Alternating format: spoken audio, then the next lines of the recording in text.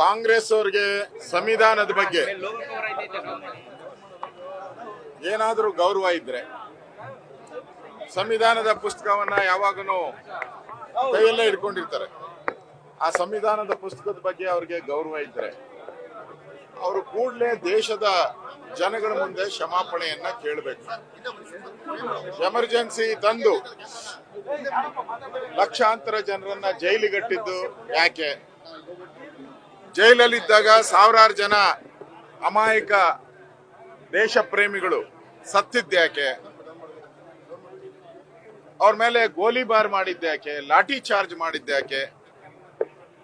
Emergency ತಂದಿದ್ದ್ಯಾಕೆ? ಇದು ಎಲ್ಲ ಪ್ರಶ್ನೆಗಳಿಗೂ ಕಾಂಗ್ರೆಸ್ ಅವರು ಇದುವರೆಗೂ ಉತ್ತರವನ್ನೇ ಕೊಟ್ಟಿಲ್ಲ.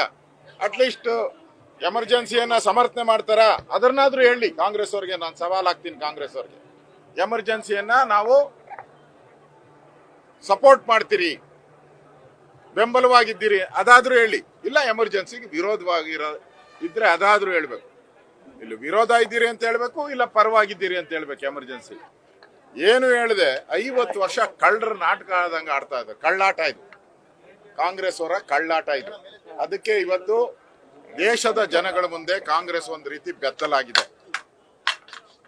ಎರಡನೇ ಸ್ವಾತಂತ್ರ್ಯ ಸಂಗ್ರಾಮ ಏನು ಈ ದೇಶದಲ್ಲಿ ಆಗಿತ್ತು, ಪತ್ರಿಕೆಗಳ ಮೇಲೆ ನಿರ್ಬಂಧನ, ಪತ್ರಿಕಾ ಸಂಪಾದಕರನ್ನ, ಅಪೋಸಿಷನ್ ಲೀಡರ್ನ, ನಾನು ಕೂಡ ಆ ಸಂದರ್ಭದಲ್ಲಿ ಬಂಧನ ಆಗಿ ಜೈಲಲ್ಲಿದ್ದೆ. ನಾನು ಕಾಲೇಜ್ ಸ್ಟೂಡೆಂಟು, ನನ್ನ ಯಾಕೆ ಬಂಧಿಸ್ತೀರಿ? ಆಗ ನಾನೇನ್ ತಪ್ಪು ಮಾಡಿದೆ? ಇದು ಪ್ರತಿಯೊಬ್ಬ ಅವತ್ತು ಬಂಧನ ಆಗಿದ್ದಂತ ಲಕ್ಷಾಂತರ ಜನರ ಪ್ರಶ್ನೆ ಈ ಕಾಂಗ್ರೆಸ್ ಅವರಿಗೆ. ಇನ್ನ ಉತ್ತರ ಕೊಡ್ಲಿಲ್ಲ ನೀವು.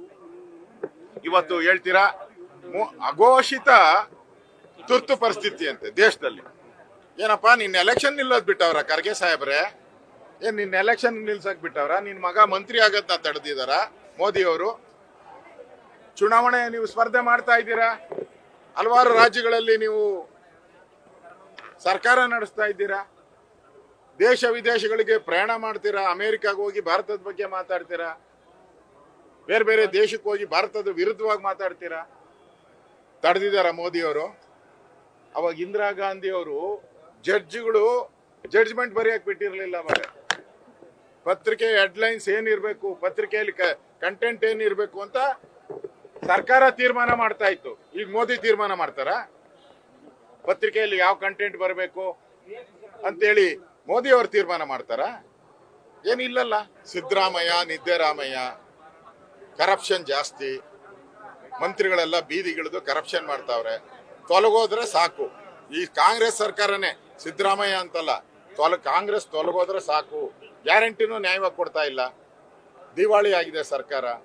ಜನಕ್ಕೆ ಶಾಪ ಆಗ್ತಾ ಇದ್ದಾರೆ. ಒಂದ್ ಕಡೆ ಕೊಲೆ ಸುಲಿಗೆಗಳು ನಡೀತಾ ಇದೆ, ಇನ್ನೊಂದ್ ಕಡೆ ಕಾಲ್ ತುಳಿತಾಗಿ ಅಮಾಯಕ ವಿದ್ಯಾರ್ಥಿಗಳು ಸತ್ತಿದ್ದಾರೆ. ಹಣ ಇಲ್ಲ ಅವರ ಹತ್ರ. ಅವರಿನ ಶಾಸಕರೇ ತಿರುಗಿ ಬಿದ್ದಿದ್ದಾರೆ, ಅಭಿವೃದ್ಧಿ ಕೊಟ್ಟಿಲ್ಲ ಅಂತ ಹೇಳಿ. ಅವ್ರ ಶಾಸಕರೇ ತಿರುಗಿ ಕರಪ್ಷನ್ ಚಾರ್ಜಸ್ ಅನ್ನ ಅವ್ರ ಶಾಸಕರ ಇಷ್ಟಾದ್ಮೇಲೂ ಕೂಡ ಮಾನ ಮರ್ಯಾದೆ ಇದ್ರೆ ಈ ಸರ್ಕಾರ ರಾಜೀನಾಮೆ ಕೊಟ್ಟು ಹೋಗ್ಬೇಕು.